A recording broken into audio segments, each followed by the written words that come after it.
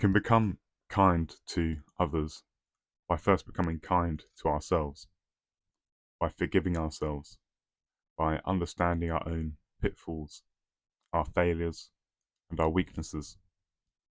So often we like to shy away from acknowledging these facts about ourselves. We live in delusion regarding our own imperfections, in delusion towards our own fallibility, the fact that we can be wrong, the fact that we can hurt others. But I think a greater courage and a greater wisdom can be found in acknowledging the logs in our own eyes, in facing up to the blinders that often obscure our vision and make us act in the world from a position of ignorance. So often we just want to be right and we dismiss people we disagree with. So often we like to criticize other people, criticizing their morality. But how often do we criticize our own morality? The kind of moral exercise we can all do is to reflect upon how other people have responded to what we have done to them. And we take ourselves out of the sort of matrix of our own mind into thinking, how do other conscious experiences respond to the things I say, the things I do, these various things? So often we get caught up in our own heads, in reflecting on only our own wants and needs, that we forget that there is a whole world of consciousness that extends beyond our mind. In many reports of near-death experiences or even psychedelic experiences, there is the notion of a life review, a cosmic assessment of one's person, the deeds, the actions, the thoughts they have had, and particularly how their actions have affected other people. And in this sort of cosmic judgment process, they see themselves not from their own perspective, but from the perspective of every person that they have interacted with in their life. And, and while this may be something that awaits us at death, or, even as psychedelic experiences, is if you wish to go that route, we can do this in the moment now by simply stepping back and orienting our mind in a particular way, in a direction of self-reflection. And I think it's a very simple thing to do, to step back from, being so attentionally caught up within your own wants and needs, to consider the wants and needs of another. And it's very simple to do. We can engage in it right here, right now, to reflect upon how other people have perceived us in the past, in the now. And this is a way of really calibrating our behavior, not to just be try to be accepted by other people, but really to notice the ways in which what we say and what we do affect other people, and also the ways in which we have perhaps harmed other people, whether knowingly or unknowingly. If we really sit back and reflect, in every moment of experiences, we face a choice to do a good act or an act of inflicting harm. And this extends not just to how we act towards other people, but also how we act to ourselves. We can inflict harm upon ourselves by having bad thoughts and believing them, believing that we are not enough, that we are flawed, that we are bad people, that we are undeserving or unworthy of love. And these thoughts, they bring us into a denser state of being. We feel heavier, we feel less energized, deflated, drained of life.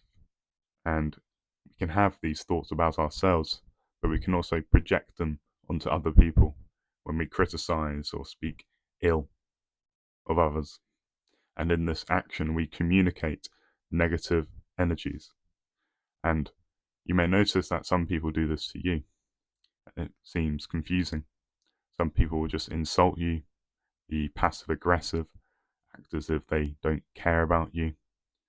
And when such things happen, it may feel as though the optimal or the appropriate response is to react with anger, to criticize back, to attack when attacked. And, you know, I think it's often to understand this, why we feel this sort of way. But a more peaceful, more relaxed response would be to try and understand why people like this do what they do. Why is their being possessed with such negative energy? And, an old saying often goes that it is often traumatized people who inflict trauma upon others and healed people who heal others. And, with regards to trauma, as organisms, we all carry some degree of trauma within us, held within our bodies and minds as psychic or bodily tension. And, if we don't contemplate, if we don't bring to our awareness such traumas, they will often affect us, affect our behavior, our thoughts in unconscious ways. And this often leads to us inflicting harm upon others and without necessarily realizing it. And I think if we adopt an enlightened outlook on the nature of trauma and the nature of how negative, harmful energies manifest, not just in ourselves, but also in others, we can move towards a motion of healing.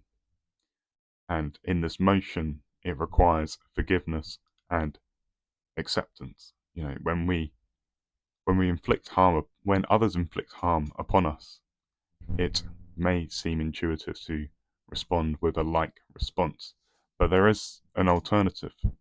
You do have the choice to allow that negative feeling, that negative energy, to simply wash past you without affecting you, without grappling your being and forcing you into some kind of reaction.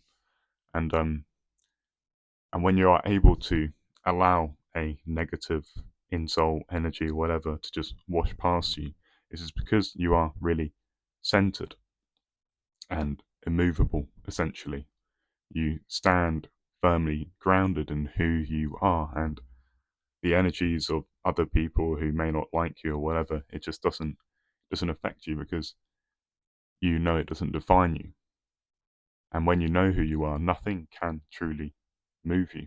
And you almost become indifferent to both praise and criticism, not just from others, but from the various energies and thoughts that you have within yourselves. And, our egos were often conditioned to be self critical and to relentlessly strive for social acceptance. And in this striving, we become obsessed with our failures and how we are not good enough, or we're not just enough. Whether we're not attractive enough, not wealthy enough, not smart enough, whatever quality you want to put in there. And often this sense of lack, it restricts our ability to be truly kind to others. We feel this kind of void within ourselves, and we're more in this sort of survival, stressed state. It makes us less altruistic, less giving, less willing to extend kindness, energy, and gratitude to other people because we don't have it for ourselves. And this is why I say that to become kind to others, we first must be kind to ourselves. And this means accepting all of ourselves, every part. We live in a society that excessively stresses the individual, often to the point of inhuman conditions. And this results in a situation of widespread and normalized trauma. And, whilst it may not be our fault that we are born into such conditions, it is our responsibility to respond accordingly, to seek healing. And as we heal and accept ourselves, we extend acceptance to those around us, even those who hurt us. And, this doesn't mean that we have to befriend everyone, but we should hold a enlightened perspective that doesn't harbor judgment or resentment. Resentment is not a emotion of healing, it's one of trauma. And we should be conscious of the energies and the emotions that percolate within us, the energies of anger or frustration, resentment, feeling drained. These feelings are reasonable when one lives in a sick society. It is not your fault for feeling this way. In many ways, you are perhaps seeing clearly. And this acknowledgement isn't meant to encourage such negative feelings, but to help you accept why you feel the way that you do. And I feel that many spiritual perspectives, they neglect this raw aspect of the suffering of reality. They give this superficial speech of love and truth without truly engaging with the gritty reality of human suffering and the gritty reality, particularly of shadow work, which requires diving deeply into the underworld outside of us, but also within us. And though this underworld may seem confusing, demonic, depressing, and it sort of points you to the moral failures that surround and situate us. Many people have the sense that we've been failed by our leaders and our social systems, and this is certainly true. We have been failed by them. It doesn't mean, however, from acknowledging this, that we should surrender. We should flail our hands up and say, the world is screwed. Why bother? Instead, it should inspire you to put in your efforts from your immediate surroundings, the necessity of building anew. You see, humans are resilient and adaptable by nature, and they will always continue to persist, even through. They persisted through many terrible and destructive, whether environmental or social. It's life. It's the will to life. It will continue. And I suppose I want to sort of conclude with a kind of call for you to reflect upon your own life, whatever you may be feeling. And I want you to know that you do not need to give up. There is always a choice to heal and to move forward.